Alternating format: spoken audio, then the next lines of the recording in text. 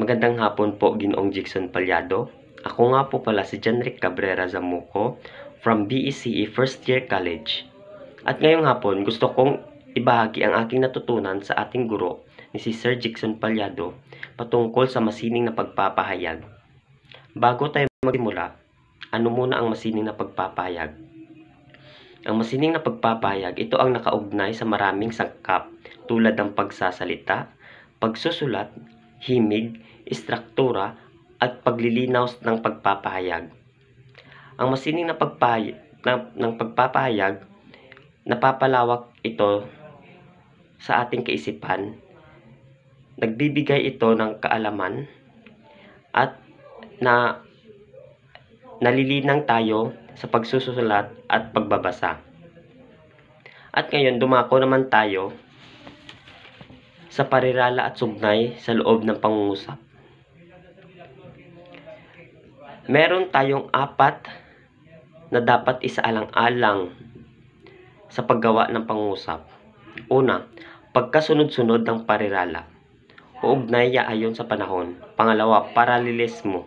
Pangatlo, wastong gamit ng pangatnig. Ngayon, bago tayo dumako, ano muna ang parirala? Ang parirala, ito ang ipon ng mga salita na walang buong diwa. Halimbawa, nagtanim ng puno, mabuting tao, ang mga bulaklak, ang aking guro. Walang buong diwa, wala siyang tinutukoy sa isang pangungusap. Nagtanim ng puno, saan? Bakit? Mabuting tao, sino? Ang mga bulaklak, ano? Ang aking guro, ano? Sino? Yan ang parirala, walang buong diwa. Ngayon naman, dumako tayo sa retorika. Ano ang retorika? Ito ay tumutukoy sa agham at sining na nagpapahayag ng maging sa pagsasalita man o sa pagsulat. Ngayon, dumako tayo sa paraan ng paggamit ng wikang Filipino. Alam naman natin na Filipino tayo, dapat marunong tayong tumangkilik sa sarili nating wika. Una, meron tayong dalawa sa paggamit ng wikang Filipino. Formal o di formal. Pili ang mga salitang gagamitin dapat. May pagkaseryoso sa tono. Iwasan ang paggamit ng padaglat na pahayag na tulad ng tol, pare, mare, pre. Iniwasan ang mga pamilyar na tawag na tulad ng itay, inay, aking ate, kuya, kasi, okay lang, dance, at iba pa. Sa wikang Filipino, kailangan dito na tangkilikin at dapat minsan nakadepende rin sa kausap nating tao. If kailangan nating formal or di formal, meron tayong tinatawag na formal kung saan walang halong biro or walang halong mga pare, tol, ganyan. Dapat either ginoo, binibini. Ngayon naman, meron tayong hindi formal, katulad ng sa mga daan na mga tinatangkilik natin, tulad ng party, oy tol, mare, pare, Brad, magandang umaga. Wala tayong formal na ginagamit na salita. At ngayon naman, meron tayong 4 na antas sa wika. Una, pampanitikan o literary, kolokyal, lalawigan, at balbal.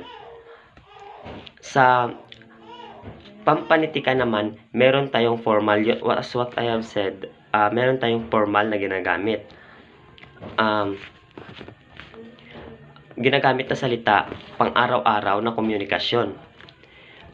Sa lalawigan at balbal naman, nakadepende sa ginagamit nating wika kapag nasa lalawigan, meron kasi tayong iba't ibang wika na ginagamit.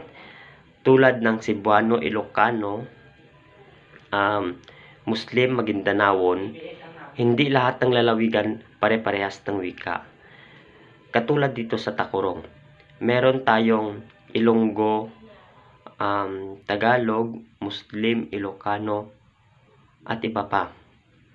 Dapat nakasang-ayon tayo or dapat mag-adjust tayo kapag merong taong hindi nakakaintindi sa atin.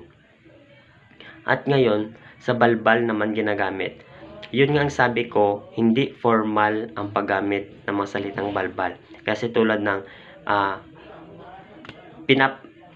pinapaikot nila yung mga salita. Halimbawa, power, werpa, sigarilyo, yosi, mama, ermat, papa, erpa.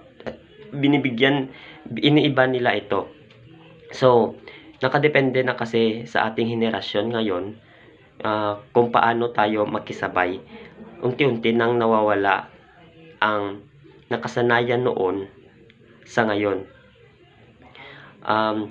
Halimbawa, merong program sa isang city na lahat ng tao ay dumalo. So may dumalo ng mga taga Tacurong, may dumalo na taga Marbel, may dumalo ng mga taga Jensan, may dumalo na taga Tibuli. So hindi lahat ito pare-parehas ng wika. Tacurong may Ilonggo, may Ilocano, Marbel may Ilocano, may Ilonggo, more on so far. So ang Tibuli, syempre meron silang wika talaga. So kapag hindi tayo nagkakaintindihan doon, parang mahihirapan tayo sa pagko-communicate sa kanila. So sa paggamit ng wika, kinabibilangan ang mga alagad. Meron tayong sa paggamit ng wika, meron tayong formal at di formal. Tulad ng sinabi ko, nakadepende siya sa lalawigan. Or nakadepende siya sa paggamit ng wika. Halimbawa, meron tayong mga tropang beki, mga tropang lasinggero. So, syempre, kailangan na hindi naman gaanong formal ang paggamit ng wika. Pwedeng, oy, mare, pare, tol. Kapag naman professional yung kasama mo or formal na party or something na program, kailangan na sir, madam, ginoo, binibini ang gamitin nating wika. Dapat formal. Then dapat sa paggamit ng wikang Filipino, dapat mayroon tayong respeto sa kapwa tao. Dapat idepende natin kung kinakailangan ba itong biruin or hindi. At ngayon, balik tayo sa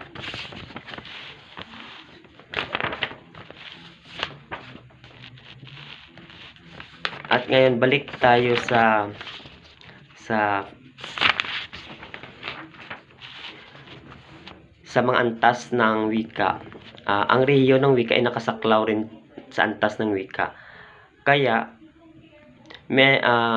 tulad ng sinabi ni Sir Jackson Palyado nung nakaraang araw, Biyernes, nakadepende po sa ating nakasanayan na lingwahe kung ano yung gagamitin natin. Kasi ang Pilipinas ay mayroong 151 na lingwahe na ginagamit. Halimbawa, Cebuano, Ilocano, Ilonggo, Muslim, Tiruray, Madubo, Tibuli. So, kailangan nating respetuhin ang kani-kanilang mga lingwahe. At ang Pilipinas ay nabilong sa multilingual na lingwahe. Marami silang alam na mga salita. Balik tayo sa pangatnig. ito ay review na lang. So, ang pangatnig, ito ang bahagi ng pananalita na nag-uugnay ng salitang parirala. Nag-uugnay ng mga salita, parirala, sugnay o pangusap upang makabuo ng malinaw na diwa. Halimbawa, bakit, dahil, sapagkat. Halimbawa nito, ako ay gusto kong dumalo sa isang party sapagkat mayroon akong gagawin na proyekto.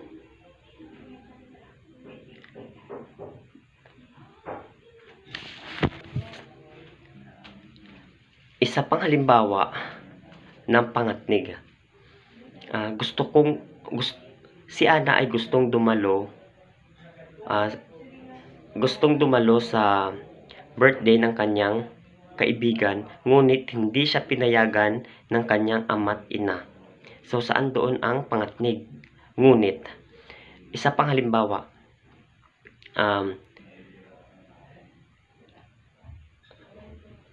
uulitin ko nung una,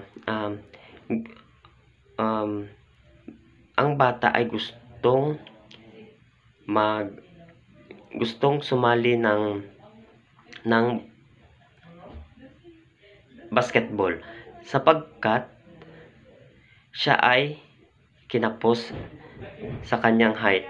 So, ano ang doon? Ano ang pangatnig doon? Tama, sapagkat. So, sa karagdagang kaalaman na naman, gusto kong mag-review tayo hanggang sa simula, hanggang sa huli.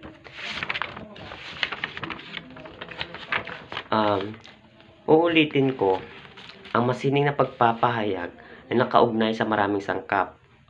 Palagi tandaan, ito ay pagsusulat, pagbabasa, himig, istruktura, at ang paglilinaw ng pagpapahayag.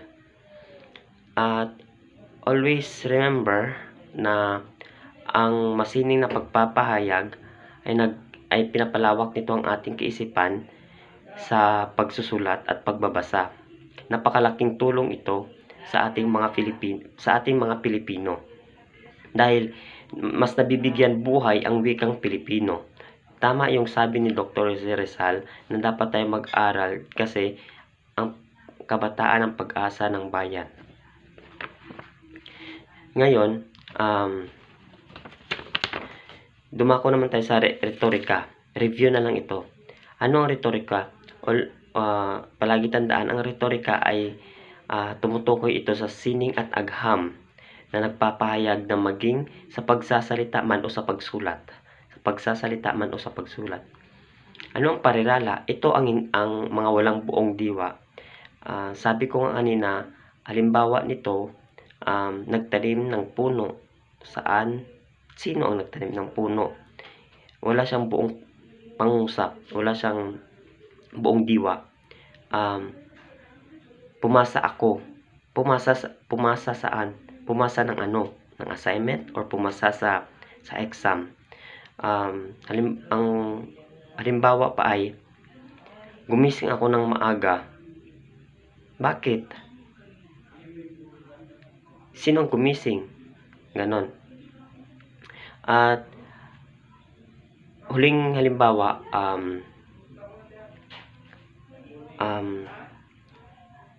binagsak ako ng aking guro. Bakit? Anong nangyari?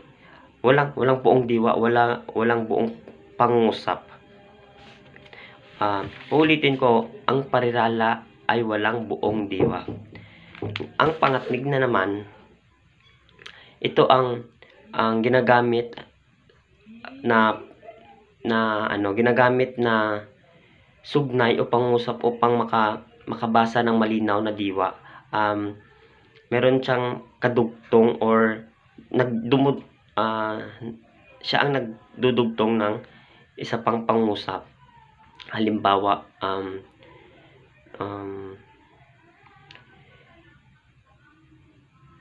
si Ana ay nadisgrasya dahil siya ay nagbisikleta Saan yung pangatnig doon? Dahil pangalawang halimbawa, si Mariano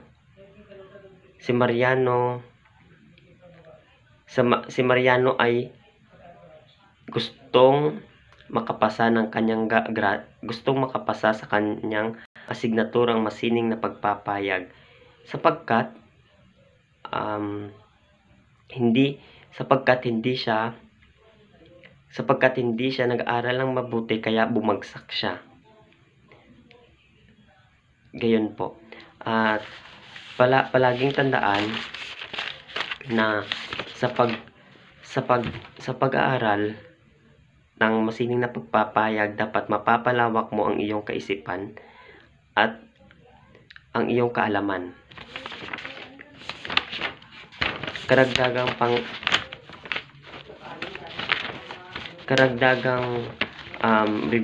review na lang pala ito. Sa paggamit ng wika, dapat piliin ang salitang gamitin, dapat seryoso sa tono, iwasan ang paggamit ng padaglat na pahayag tulad ng otol, pare, mare, sis, day, ganon. Dahil ang wikang Filipino ito ay sinuseryoso, nakadepende rin siya nakadepende din siya if formal ito or hindi or di formal.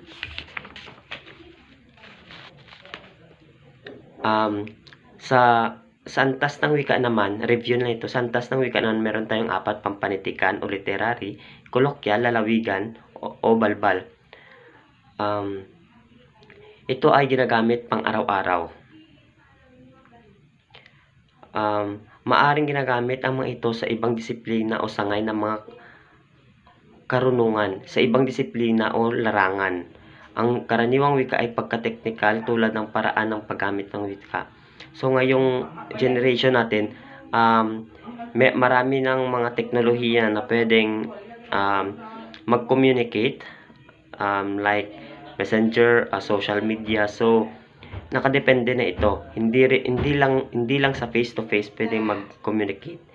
Pwede rin sa social media. Nakadepende rin ito kapag formal ito or hindi. Then, sa paraan ng paggamit ng wika, iba pang kinabibilingan ng alagad ng mga pintor, mga arkitekto, artista, mga eskultor, at ang mga manunulat na tinatawag na columnist sa mga dyaryo. Palaging tandaan na ang wikang Filipino ay dapat tangkilikin araw-araw at dapat sa masining na pagpapahayag mabigyan ka ng kaalaman sa pagsusulat, mas maihasa pang iyong abilidad sa pagsusulat at sa pagbabasa. Yun lamang po. Maraming salamat.